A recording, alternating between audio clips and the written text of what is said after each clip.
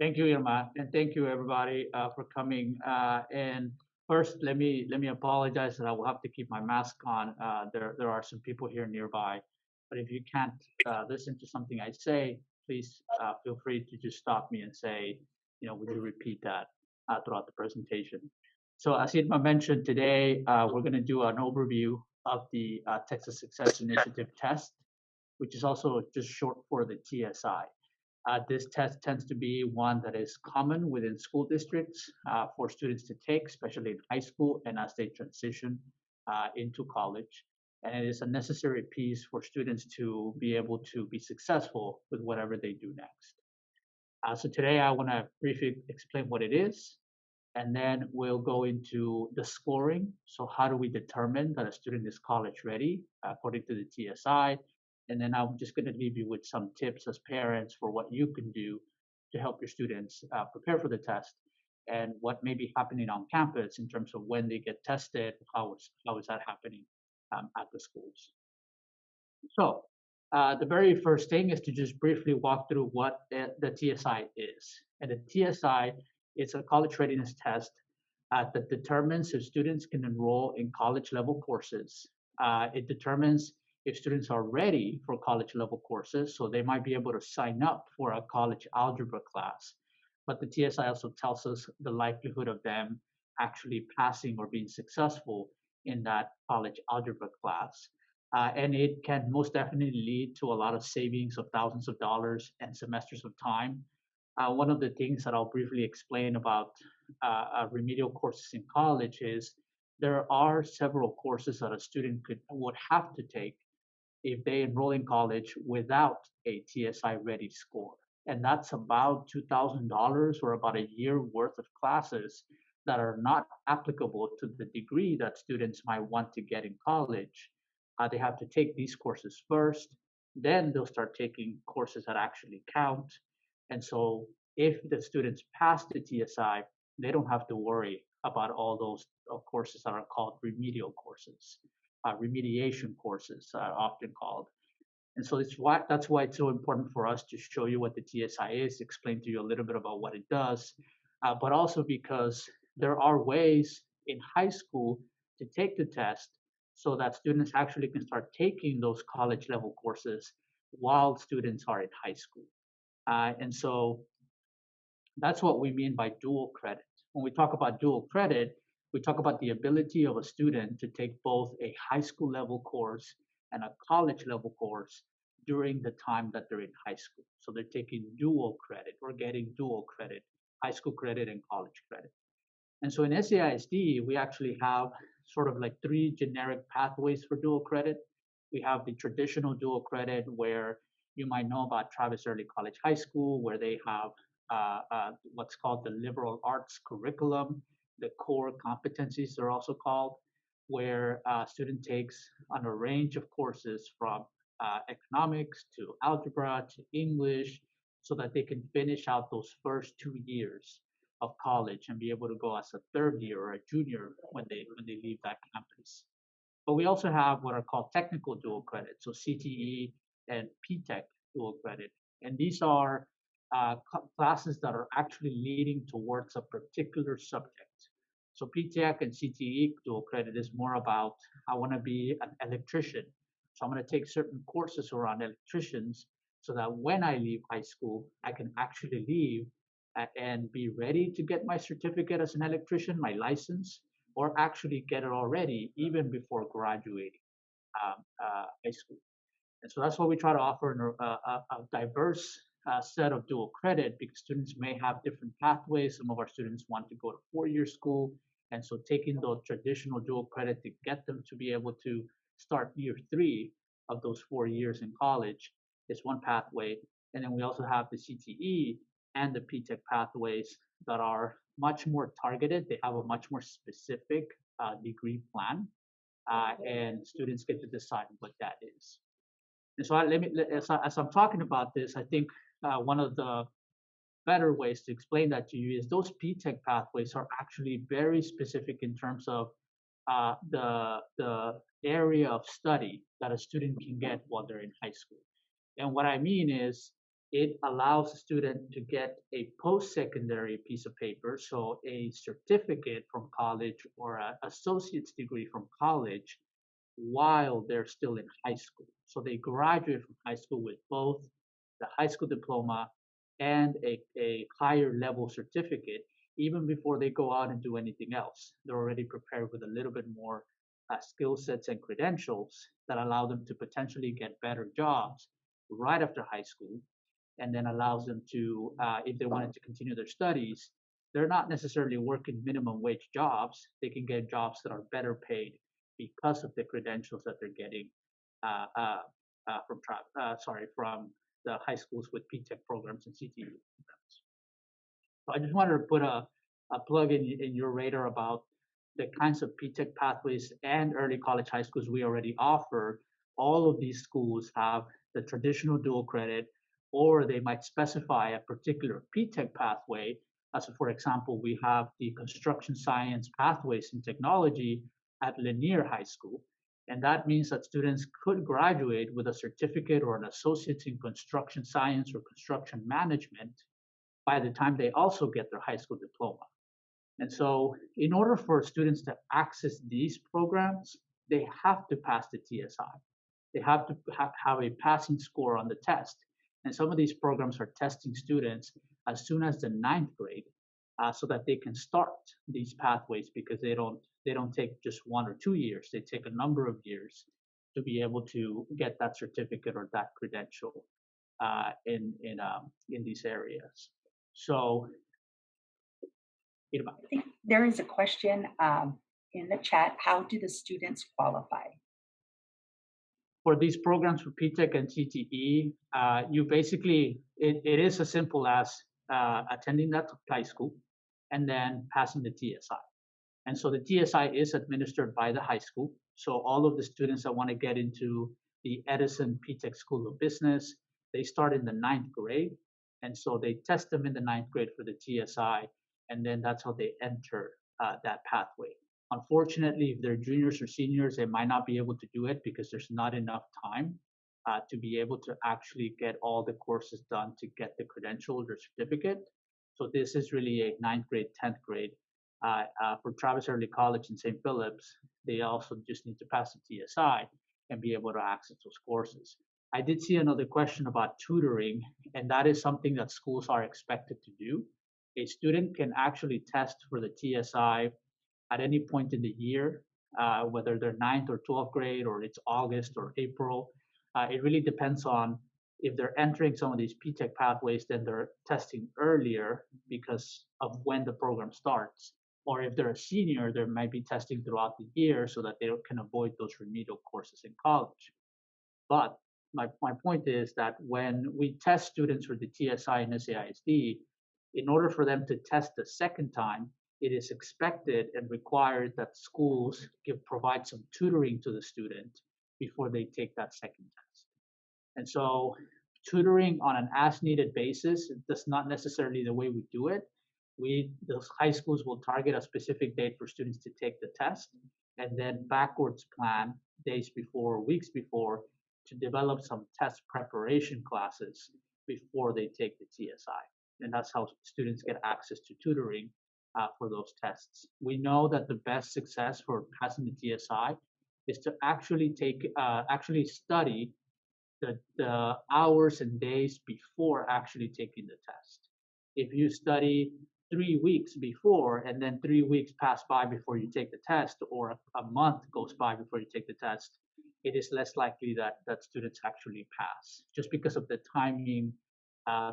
We all may forget some things or some rules between the time we study and the time we take the test. So the closer those two are, the better. And schools are set up that way to be able to take the prep right before the actual test. Let me know in the chat if that didn't answer your question. I'll keep moving forward, but I'll come back to it if it didn't. So that's why taking the TSI is so important. It's not about the test itself. It's that taking the test, because when you pass it, you're deemed college ready. It allows us as a school district to provide these advanced courses that allow students to access college level things now, where they don't have to pay for the class, where they don't have to pay for the textbooks for the class or spend money in the transportation to get to the class.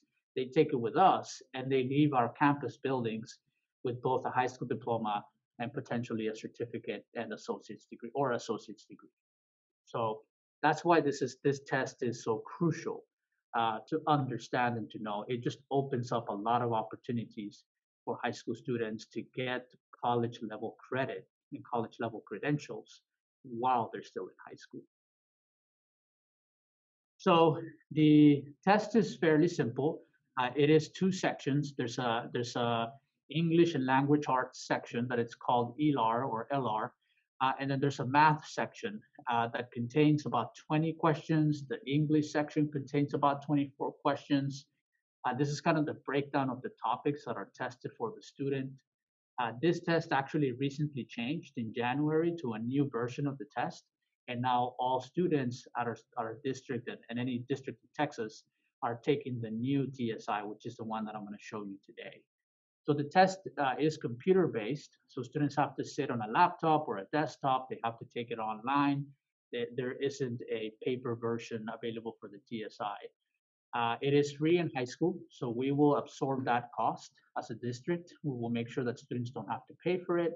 If the student, for example, they graduate from our high school and they had to take it again, they will need to take it at a college, and that's about $30 for the full test. It's about $10 to $12 per each of the sections. So if you just need to take math, that's about $12. If you just need to take English, that's another $12, $13.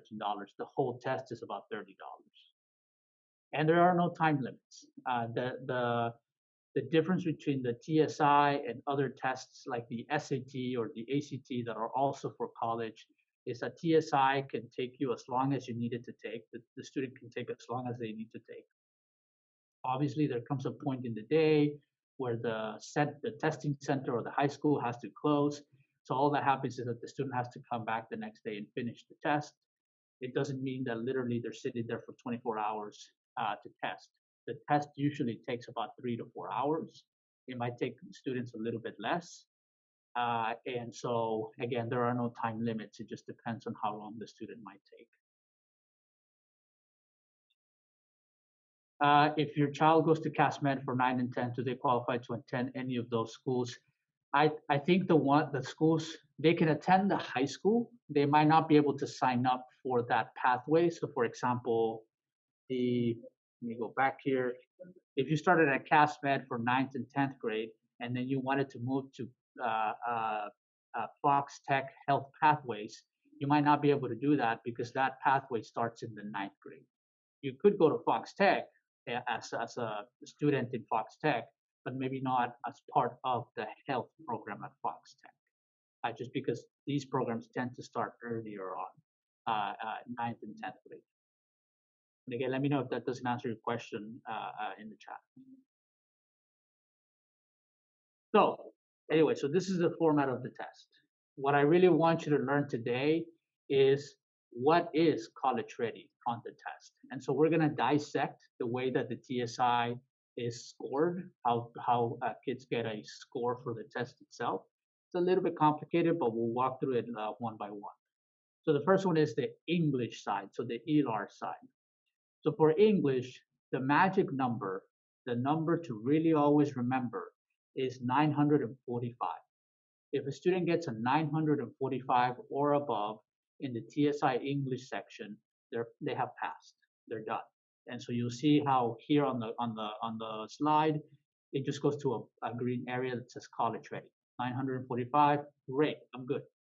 The TSI, however, has a component called the diagnostic test. So this is like a test after the test. So if I get a 944 or below, I'm going to be prompted to this new area. Now I'm actually going to bring out my annotator so you can see my my mouse and where it's going. So 945 is the magic number, and if I get that or above, I am college ready. I'm good. What if I don't?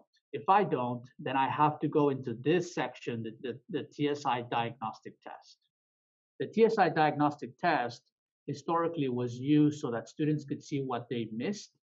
so that they could actually study in those specific areas they missed, and then take the test again and see if they could do better. And so for English, they might have done really well in the grammar and vocabulary, but they might actually have done really bad on like writing and sentence structure. So the diagnostic test is a test that was done after the TSI test so that students could take the new test, and then it will give them a report and it says, hey, you actually missed a lot of the sentence structure questions. Make sure you focus on that.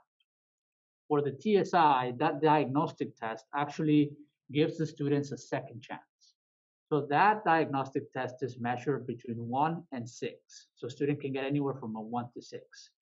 If they get a 5 or a 6 on the diagnostic English test for the TSI, they could be college ready. And so I couldn't get a 945 on the general test, but I got a 5 in the diagnostic.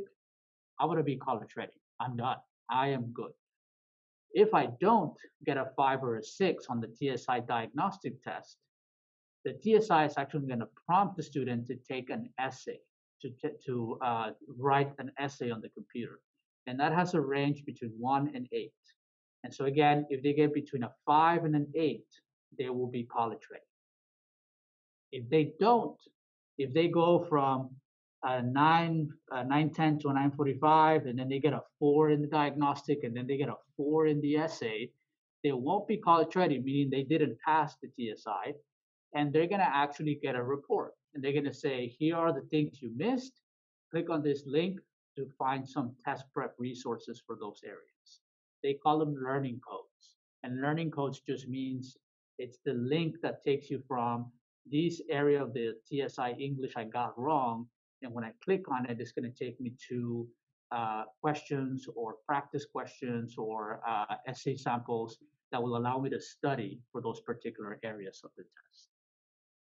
And that's kind of how the English is scored. So the very first thing to know or remember is make sure your students know 945 is the magic number for TSI English. Math is fortunately a little bit more simple. It's not as complex as the English one. For math, it's basically the same dynamic. There's a TSI test, there's a diagnostic math test. The magic number for TSI math is 950. And so if the student gets a 950 or above, they're deemed college ready and they're done. They don't have to take the diagnostic test. If they get less than a 950, so 949 and less, then they're going to be prompted to take the TSI diagnostic test for math. And if they get a 6 on the diagnostic test, so for English, it was 5 or 6 in the diagnostic. For math, they have to get a 6 in the diagnostic if they get prompted to take it. And if they get a 6 on that, then they will be college ready. That is what TSI calls a second chance. So you didn't do as well in the actual test, but then in the diagnostic test, you did really well. We can still classify you as college ready. If the student gets a 1 through 5 on the diagnostic math test, then they will be considered not college ready, so they did not pass the TSI, and they will have to, they will get a report. Same thing with English. It tells them here are the areas that you missed within the math section, and then here are the learning codes or the links to the places where you can go to study for those things that you missed on the test. So to recap all of this, the most important thing to know is 945 for English, 950 for math is what gets your students to pass the TSI. It's what gets them to be able to access some of these wonderful P-Tech pathways, some of the traditional dual credit.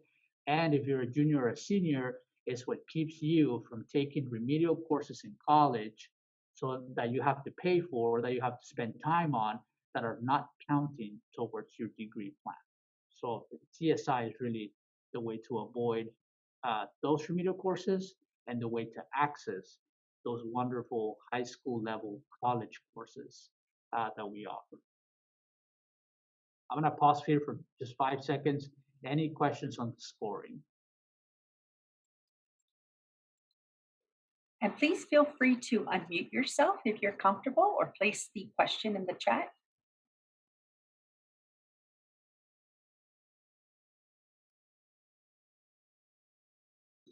I have a question. Yes.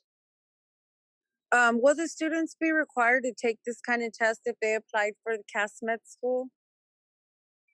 I'm not entirely sure, but I know CASMED does have plans for dual credit courses, whether they're traditional CTE or PTEC, and so they should ask about that. I think so what I know is that as a district, we put a lot of emphasis in making sure that students pass the TSI, and so therefore they're all taking it.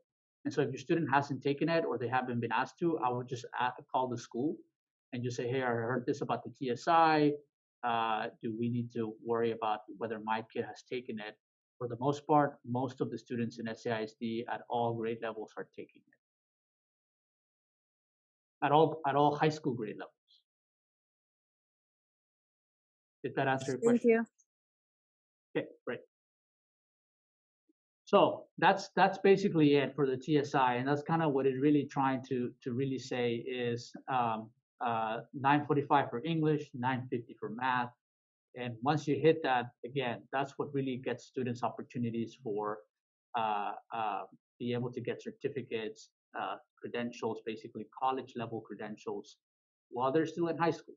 So they don't have to pay for those classes. They don't have to spend time for those classes. They're feeding two birds with one hand, basically, when they're able to pass the TSI.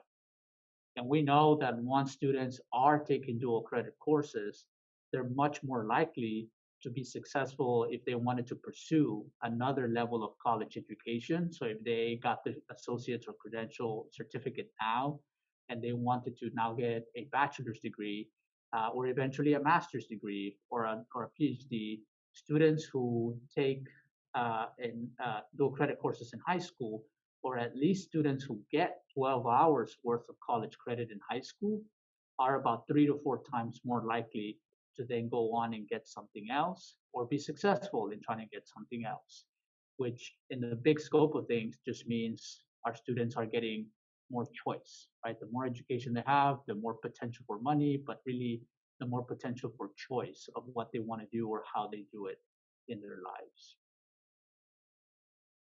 So, how to help? I want to keep my recommendations brief and simple. I think the first thing to understand is kind of to what I was answering earlier. Most of our high school students at all grade levels in SAIC are taking this test, either because in places like CASMED or Edison or Lanier or CASTEC, they need to be enrolled in pathways that lead to a certificate or an associate's. And so they need the TSI to be allowed to get into those courses. Or if they're juniors and seniors, they're probably taking it now, so we know whether they'll be able to avoid remedial courses or to take some dual credit courses, the traditional ones like English and college algebra, etc., when they're seniors, and then avoid remedial courses once they get to actual college. So the TSI doesn't have a particular time. It really depends on the school when they're scheduling students to take the test. Unlike the SAT and the ACT, where the SAT and ACT tell us when they need to test. And if you have a junior, just remember that the SAT and ACT are coming up in March. We get to decide when the TSI is tested, and we certainly do it based on the students that have prepared for it, that have studied it, that can take it, and then the ones maybe that have not passed. So we try to prioritize those, and then certainly the ones that need to take it because of some of the pathways we were just talking about earlier. So my recommendation to you is just to set aside 30 minutes 3 times a week or 2 hours on a weekend or one day and practice. The district and the students do have access to a platform called Edgenuity, and I bolded that here so you could see the name. Edgenuity allows a student to take what's called a pre-test. So I'm taking a fake TSI test, like a practice TSI test, so that I know where I am. So rather than going out there and taking the actual one, I can take a practice one, not feel bad as a student that I didn't pass it, or spend some money and time on trying to pass it. So I take a practice one. Based on the answers or the score from that practice test within Edgenuity, it's going to give me a personalized learning plan. So I'm just going to get to focus on the pieces of the practice test that I missed so that I can get better at those. And then once they're done with those learning modules, the students can take a practice post test. So they can take another practice test after they study to see if they got better. So rather than going out there and risking a TSI test and see if I pass it, I'm going to take another practice test at the end of my study to see where I'm at.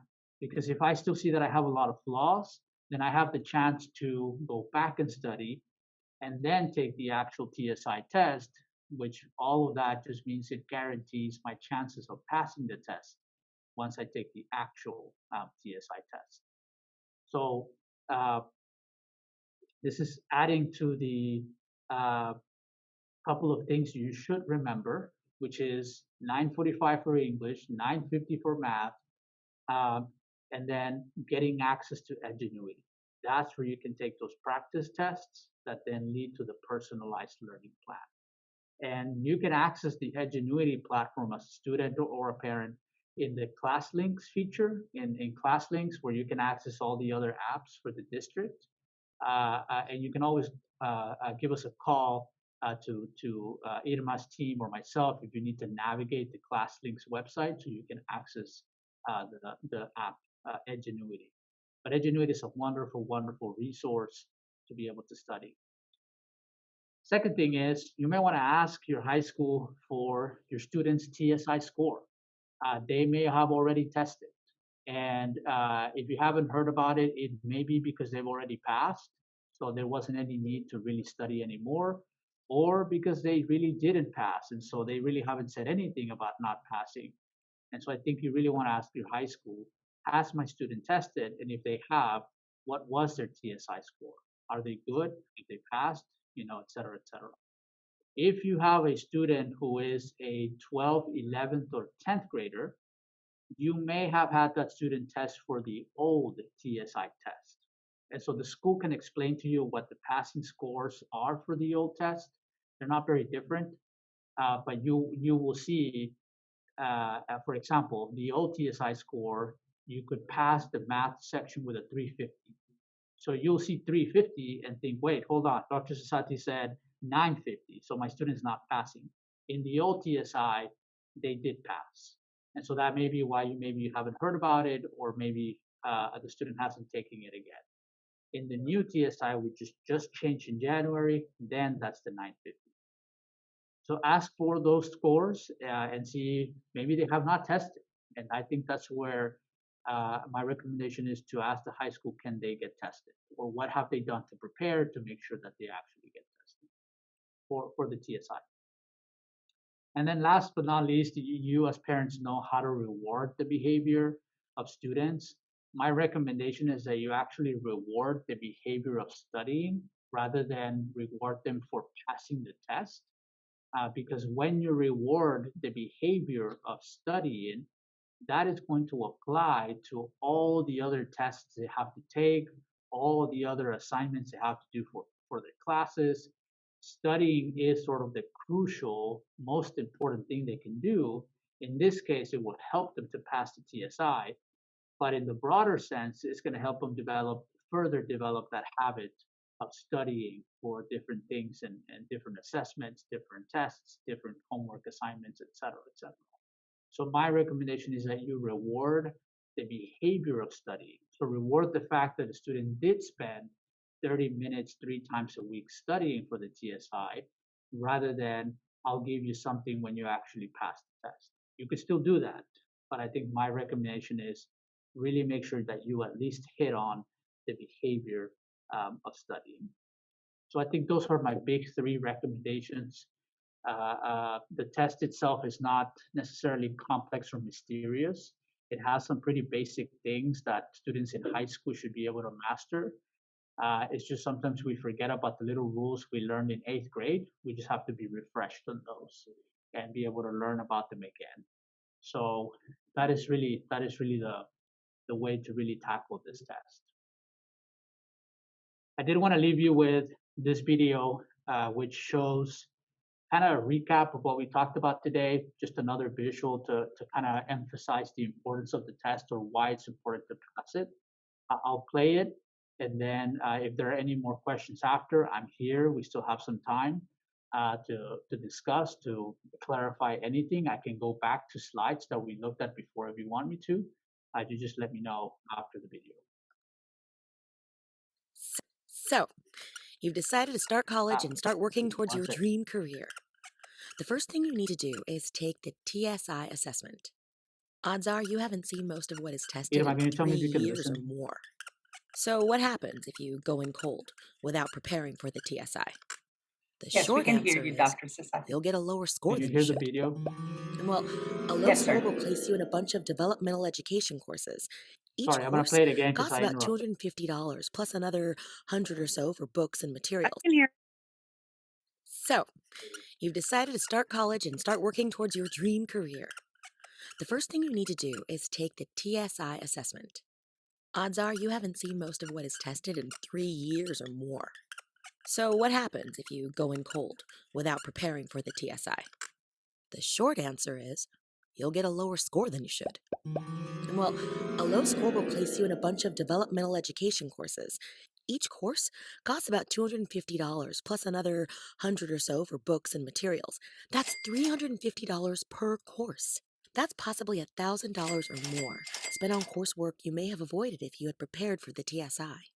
If you're not worried about money, what about your time? On average, you'll spend about 50 hours in a classroom per course and another 100 hours doing homework. That's a total of 150 hours of your life for a course you may not have needed. 4 of those courses can add up to 600 hours of your life. That's a lot of time and money. How would things be different if you spent a few hours preparing for the TSI? You'll get a higher score on the placement tests, so you'll skip basic courses you don't need, which means you'll save hundreds of dollars and earn your degree faster and move on to the life and career that you want. So, study for your TSI assessment. Be prepared. It will truly make a difference.